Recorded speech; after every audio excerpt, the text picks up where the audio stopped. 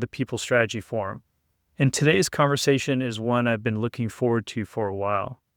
We've been talking about AI and the reality of modern work. It's not the headline version. It's a version that's actually happening inside your inbox, your shared mailboxes, your approval chains. And my guest is David Dean, the author of The Inbox Between Us. And David has spent 18 years inside complex enterprises in healthcare, finance, and regulated industries, watching strategies collide with reality. And he's built the systems, he's led the teams, and he's cleaned up initiatives that looked flawless in planning, but fractured on impact. What he's learned is not about technology, it's more about behavior. And this conversation matters because the AI question has shifted. It is no longer what your organization will do to adopt AI. It's whether your organization is honest enough to see what AI is actually showing it. So let's get started. Welcome, David. Thank you for having me. I appreciate having me, Sam. Yeah, so David, as we kind of get into the concept here of talking about AI and so forth, the first thing I'd like to do is kind of introduce you to the audience. And so can you tell us a little bit about how you got to where you are today and you currently work with? Yeah, so I've had the opportunity to build my career around productivity knowledge sources, whether that is, from, I was that engineer that helped you in my early career to supporting the back-end security services relating to those productivity. But I naturally grew into where less about the infrastructure and security and more about what value it ultimately brings to your organization and more about the little value. And with anything, with any type of business process, with any type of change, it's all these little abilities that people do every day lead up to kind of the bigger reality on how everyone does their jobs. And so as I moved into building and designing solutions, moving into larger enterprise initiatives on strategic rollouts, business value, change management around these different types of technologies, I had the opportunity to work with a lot of front level teams on why they do the things that they do every day for years at this point. Tens of thousands of solutions across many different enterprises with it. And it provided me a different perspective from a lot of different individuals out there when it comes to reality and practicality. I kind of lived and breathed through the pains and challenges that everyone had to do to basically to do the jobs every day. Why did you create this? Why do you use this? What are you thinking in regards to using this every day? How do you feel about this? And through that self-discovery across multiple different business units, multiple different opportunities, now AI has entered the workforce. It's coming in. And I talk about AI as being kind of this third presence. And a lot of people just still didn't understand what that really means. And honestly, they still don't, right now. Everyone's still figuring everything out on what this culture change is happening. And what I felt like is someone needed to write a message to talk as more of a reality on like, this is what's happening. This is what's going on. It's okay to slow down. Let's understand the right mindset that is needed in order to truly understand what value AI is going to have to me and to an organization. Okay, so you're saying that you're really investigating what work actually gets done and then how we can use AI to improve things or to help us with that. So what was your discovery when in working with organizations? What really defines how AI is getting done? So right now there's a lot of capability and there's a lot of flashiness being put out, like, oh, I can do all these amazing things out there to do that. And I'm not discrediting that there aren't amazing things that you can do with this. The challenge is like, how can those amazing things be helpful to me, with it? Mm-hmm. A lot of times things are being assumed, but and so people are designing systems, approaching different things based on how things are documented, how the perceived avenue on how things actually get done and work. What I wanted to have more of a conversation about, what is what is the reality of it? So the undocumented behavior with it. So I talk about kind of two systems from an organizational standpoint. There's the documented one, and then there's the undocumented one. Right. And that undocumented one is where that opportunity is to reveal how to really actually take advantage of AI and self-discover. Okay. And then was that, and how did you learn about the undocumented work? Where did that information come from?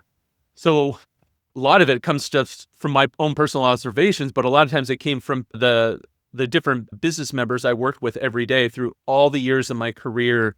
As I connected with them and I was building a solution or overcoming a problem, I'd be like, why did you create this?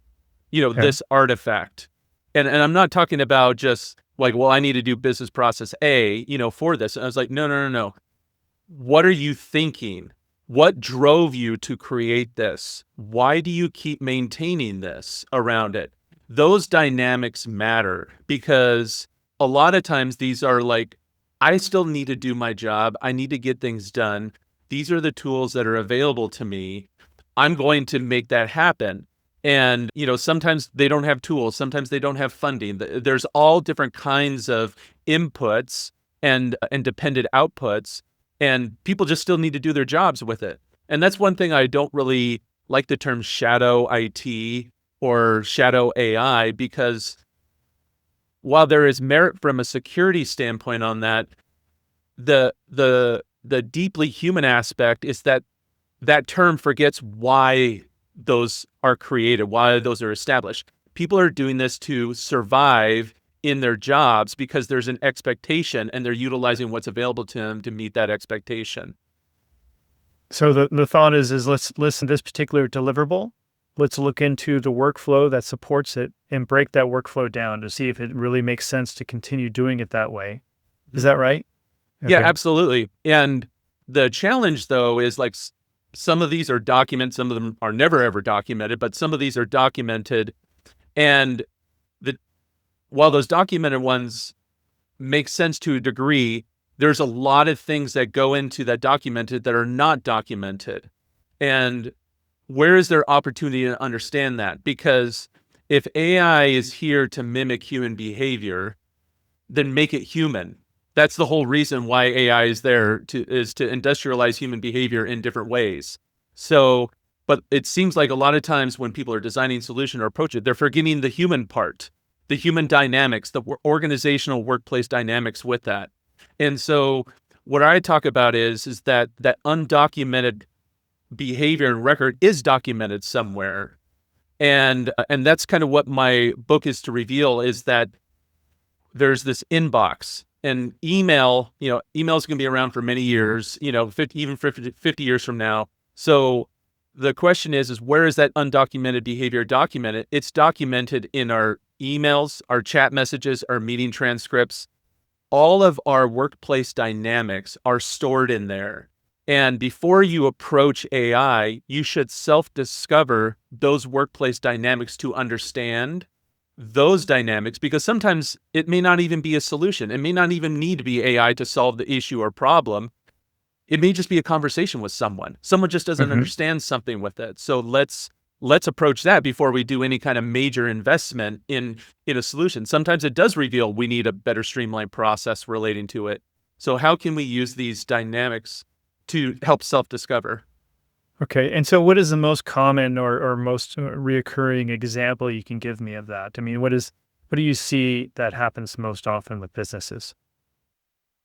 Yeah, so probably one of the most common business processes in any organization, no matter how small or how big, is, I'll just say, the approval process.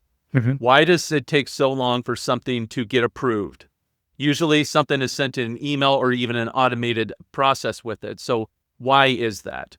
Well, a lot of times those approval processes, there's dynamics, back and forth. People are emailing back and forth. People are conversing back and forth relating to that. What do those conversations tell us about this around it?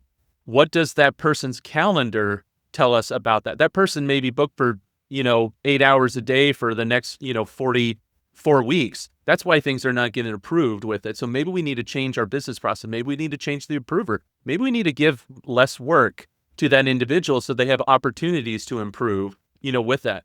That's the self-discovery, and that's the true value of AI, is to self-discover and realize that value. Then you can build solutions around it if needed.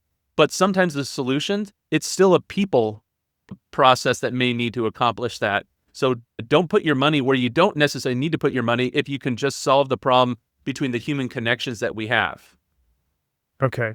And so you mentioned that a lot of this information is kind of hidden in our inboxes, they're hidden in our text messages, chats, and so forth.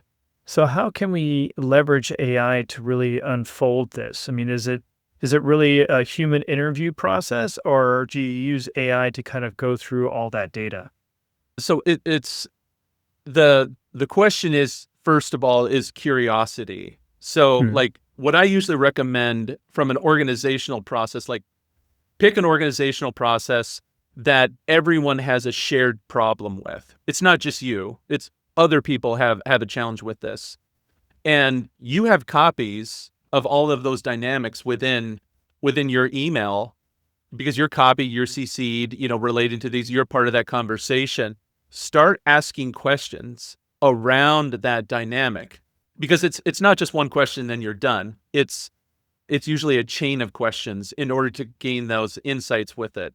And I'm not trying to, you can get all kinds of insights, the more sophisticated prompting and that kind of stuff with it, but you don't necessarily need to get to that far with it, because you need just enough to have the right conversation with people to kind of identify and create that opportunity with it.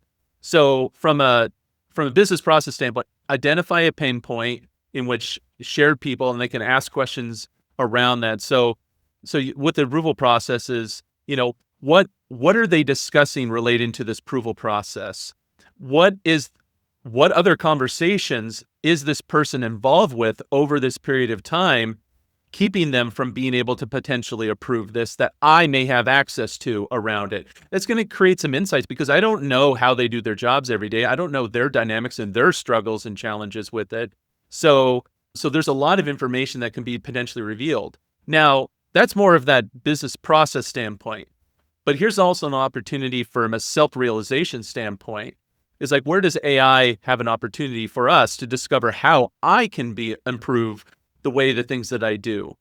And you are part of the system. So you have all this knowledge, you have all this accumulation, you have all this experience around it. The one thing that you can do is document it. Well, some people don't type fast, some people don't,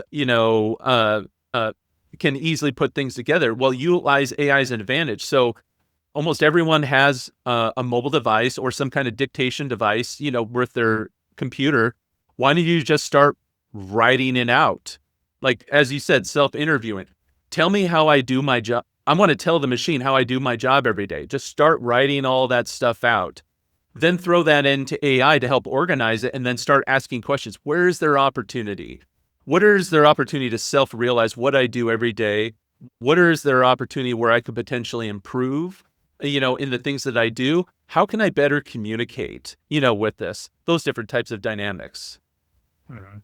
Yeah, so what I've done with my team is that, in trying to redefine workflows, like in using AI, for instance, is to kind of have a recorded session similar to what we're doing right now. And so Yeah. it's like, I go, okay, let's go through the process, describe here's the objective, and then they'll go through, okay, the first step I do this, and then I go, okay, then what's next after that? And, then who else do you work with? And so through all of that and recording that through the system, I can use AI to kind of create that SOP or a process. Mhm. Is that what you're talking about there, David? So yeah, and that's part of it, the transcript on that, but that is a controlled session with Mhm. an ultimate goal. What I'm also talking about is outside of that, so there's all these subsequent meetings relating to a process that happens, whether that's, quick touch bases, or you have formal business meetings. That subject comes up, people discuss the dynamics, people discuss, challenges, frustrations, or successes relating to that. That's also done in email as well, and even a chat messages with that. So That is one set of evidence with that.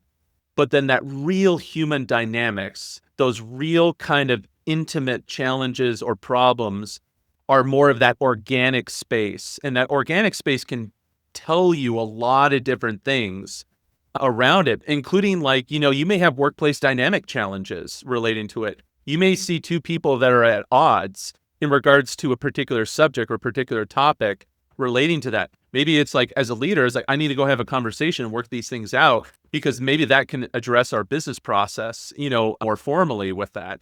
So those hidden dynamics, if used from a lens where it's to be proactive and to help the organization succeed and help them succeed, can be a real advantage to you. Okay, great. Now, one thing, David, I'd like to return to something that you said earlier in the conversation. You said that you describe AI as a third voice between a person and their work.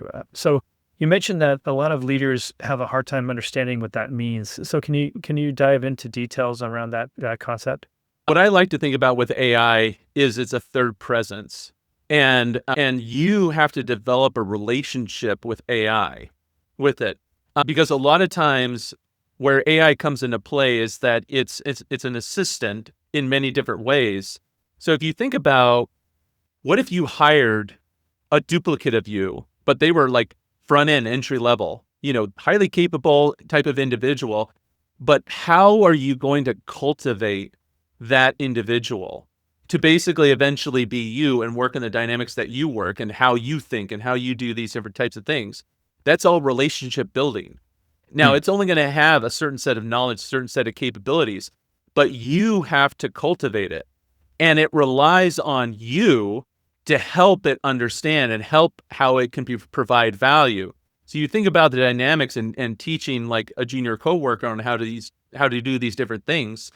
Initially, it doesn't understand, but over time, it will understand kind of some of the dynamics, some of the behaviors, some of the signals that you do. You feed it information with that. So it's really a relationship, because the idea when it comes to AI is that it's eventually, when we get to that point, we're not at that point yet, but we'll eventually get to the point, it's a symbiotic relationship.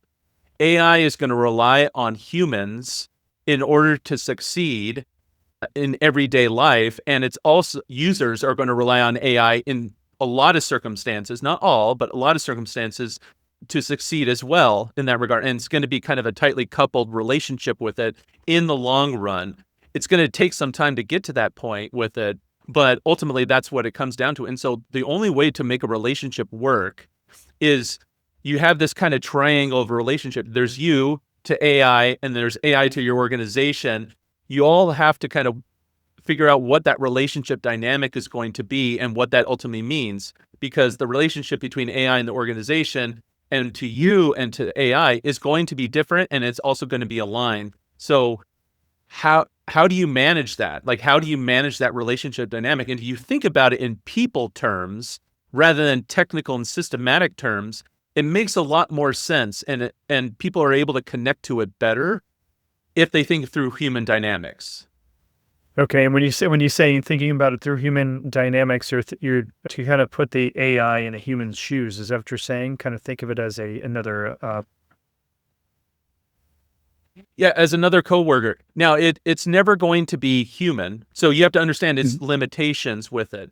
The one thing this is why humans matter, and they will always matter, is humans understand the concept of lived experience and lived consequence with it. And AI will never understand that, like in the long run, from a decision and accountability and judgment standpoint with it. And to a certain extent, even someone entry level, they're not going to understand the long downstream aspect until they're cultivated into the person you are today with all that lived experience and knowledge with that. But that aspect, but you'll be able to get it signals and things to understand where it can assist in some of those areas. But your judgment, your accountability still will always matter in there. And that's why we hire people. That's why people are accountable and responsible. That's why we have job descriptions and people with that. So it's really a tool to help around that, but that's why people will always still matter. So the idea is now you have a cultivation of these coworkers that can help in many different ways that are specified in certain ways and certain manners with it that are an extension of you. They're also an extension of the company, but your human dynamics and the workplace dynamics are going to interact with that. So that's kind of the mindset to think about when applying that. But it's going to you're going to feed it information. It's going to have access to the way you think. If you add your behavioral dynamics to it, you're going to provide additional context to that. It's going to try and help you and extend you, but it still won't replace you. Okay. And I understand that piece now. And a lot of times when you're talking in your book, you use the mirror metaphor, and it's really central to your work. AI does not invent bias. It reflects what's already there. So what's the most uncomfortable thing leaders see the first time they hold that mirror up? So the one thing that when I talk about self-realization and you as an individual is that using all of your workplace dynamic information, your behavioral record, asking questions, can you build a personality profile of yourself? Like, how does AI essentially read you and read your dynamics with it? Then you can also ask the question, now, how would other people perceive these dynamics? My coworkers, my leaders around some of these different types of things. That is very revealing in regards to, is there an opportunity to improve? Is this just who I am? Is this my personality with it? Now, it's only getting one part of the equation, which is I'm getting the documented stuff that has been documented in these kinds of different data sources. You still have your understanding and knowledge and relationship building and other people. That's not a part of the equation. So you're only ever getting part of the story. But the goal is not to truly build this entire, it's not going to understand everything, but it's going to give you just enough information to point to things that allow you to hone in on, to okay, so let me dive into this dynamic. Let me look into this. What else can I understand? What else can I learn from this? And for example, communication style. How do I communicate with people? How am I perceived on how I communicate with people with this? Because sometimes it can come across negative, even though I'm not trying to be negative with it. Sometimes it could come across nonchalant or overly positive, or those types of things with it. Maybe I need to be more real in regards to around it.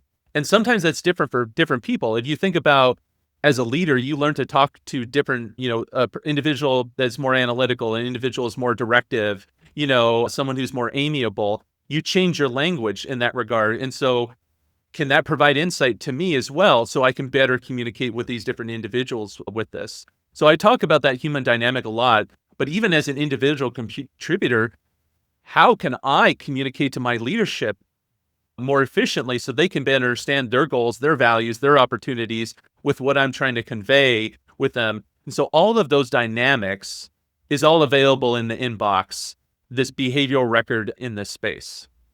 Okay.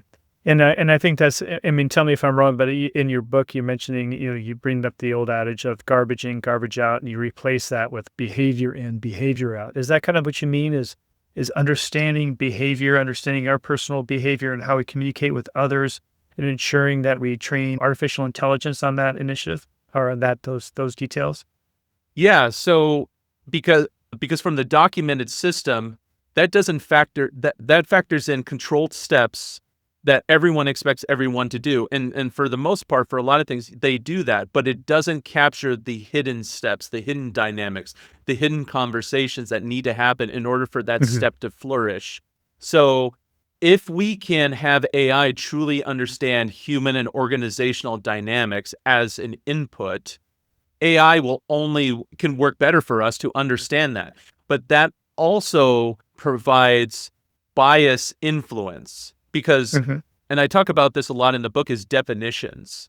Definitions are a critical, key, important aspect, because my definition of something when it comes to any kind of dynamic and the definition of another individual may be completely different, even though we're talking about the same thing with it. So that bias comes into play to those definitions. So it's important to kind of, when you start this avenue, you have to accept that there's going to be a bias. So if you can get agreed upon shared definition around when you're introducing human dynamics into an AI business process and use these human dynamics, there's that kind of a mutual agreement. And so then that can better enhance how AI can provide value to you, is that you have additional context. Is it going to be perfect? Absolutely not, with it.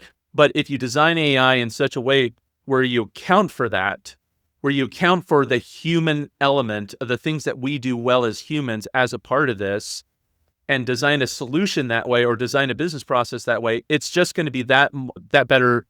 You're going to have a much longer and faster advantage on capitalizing on AI for your organization or for yourself. Okay. So I mean, we've been talking a lot about your book, and I want to make sure that we make this crystal clear for our listeners here. And when you wrote the book, who is the audience that you're really writing for? Who should read your book? So I was going for like the non-technical business leader, because a lot is changing. AI is all kinds of stuff is coming out. There's a lot of stuff being advertised, a lot of opportunities, a lot of successes and concerns around that. And, the non-technical business user, to some extent, is being thrown into this.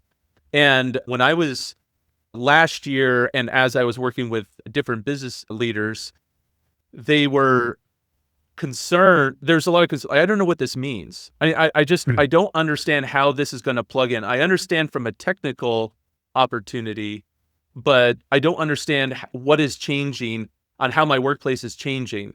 I'm scared. I'm concerned. I don't know where to get started. I don't know the way to think.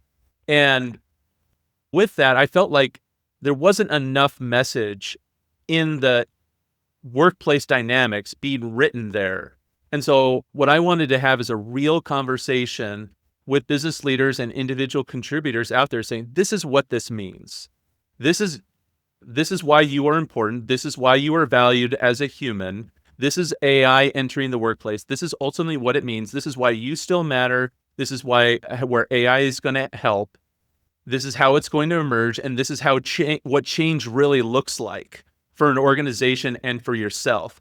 That was kind of the ultimate goal. Is, there are solutions relating to all the dynamics about this, but I think the very first thing is you have to recognize that you have a challenge and a problem in this dynamic first, and you need to recognize what that problem is and those dynamics are before you can actually truly take action. And that's really where the state of mind I'm trying to create for everyone and make it real. So I refer to myself as a business AI realist, because I want to make it real for everyone before they start diving into this journey. Great. Well, thank you, David. Now, I know that you shared a release version of your book with me. Is it available now for leaders to purchase right now? Yeah, absolutely. It's available on all major retailers, Amazon, Barnes and Nobles, across all the digital platforms out there. So that's all accessible with it. And so I'm working on getting an audiobook version of this here soon, but it's ready for print as well as ebook. Great. Well, thank you so much. So, David, I know that I want listeners really to walk away with your central insight on this, is that AI it didn't invent the gap between how work is described and how it actually happens.